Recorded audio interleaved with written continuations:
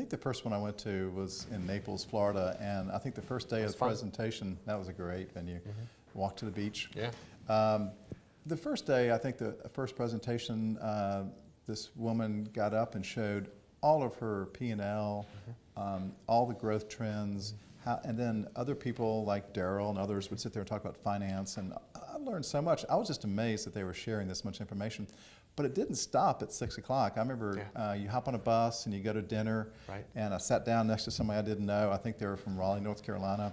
And so just chit-chatting, and next thing I know, we're talking about salary information and how to deal with employee or client or long-term growth trends. And I was just amazed how much you can learn in a short period of time from people who are just like us, you know, better looking, but just like Some us. of them, not all of them. I say all the time, every major decision over the past 8 years, our firm's been around 10 years, over the past 8 years, every major decision and inflection point that we've went through as an agency, I've got advice from someone from Counselors Academy.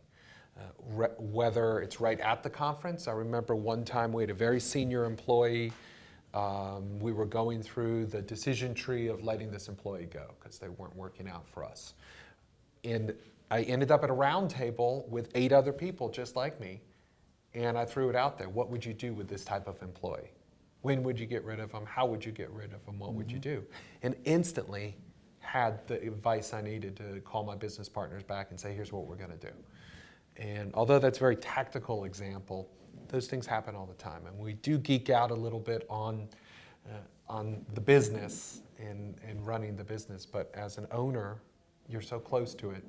You know, it is many times your second, third, first, or fourth, or first child. And we talk about that all the time. I've met great friends there, but really the folks that I can pick up the phone and call across the nation now to help me service a piece of business, win a piece of business, or get advice about a piece of business, or get advice about my business really can't be measured.